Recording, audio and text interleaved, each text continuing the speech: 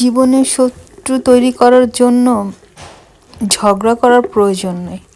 আপনি আপনার ন্যায্য হক নিয়ে কথা বলেন, আপনি আপনার আপন ঘর থেকেই শত্রু পেয়ে যাবেন।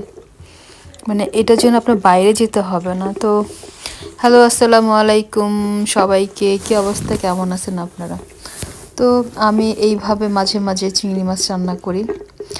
মানে এটা ভুনাই করব, তো হাতে মাইখা নিলে একটু কিছু মাখা রাইখা দিলে তরকারিটা অনেক টেস্ট হয়। তো আমি এখানে তেমন কিছুই দিই, টমেটো দিছি, পেঁয়াজ দিছি, আদা রসুন বাটা দিছি, তারপর হচ্ছে জিরা বাটা দিছি, হলুদ মরিচ আর ধনিয়া গুঁড়া। তো আমি মাখায় প্রায় 1 ঘন্টার মতো রেখে দিয়েছিলাম।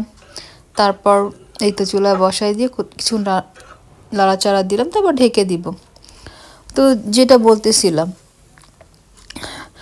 এটা আমার মামি আবার পাঠাইছে মাংস দেখি চিরানো। স্যার আমার জামাইয়ের জন্য খোলা জালি পিঠা বানাবো, তার অনেক পছন্দ। তো হ্যাঁ, যেটা বলতেছিলাম সেটাই বললাম যে শত্রু তৈরি করার জন্য বাইরে কখনো যেতে হয় না। আপনি একটু ন্যায্য কথা বললেই দেখবেন আপনার ভাই বোন যাদের সাথে আপনি থাকেন তাদের মধ্যে দেখবেন শত্রু পেয়ে যায়। তো নতুন বছর কার কেমন কাটতেছে দিনগুলা? আমার তো আলহামদুলিল্লাহ ভালোই যাচ্ছে। একা সংসার, কোনো পেরেশানি নাই। রান্না করলে করি, না করলে নাই। জামাই কোনো প্যারাই দেয় না। তো আমার প্রায় হয়ে আসছে। মাঝখানে আমি অল্প একটু পানি দিয়েছিলাম, আপনারা হয়তো বা ভিডিওতে দেখছেন। তো পরে জিরা ফাঁকি দিয়ে, আমার চিংড়ি মাছের মধ্যে জিরা ফাঁকি না দিলে না মজা লাগে না। আর আমার জিরা ফাঁকিটা অনেক পছন্দ, তো আমি সব তরকারি রান্না করলে একটু জিরা ফাঁকি দিই। তো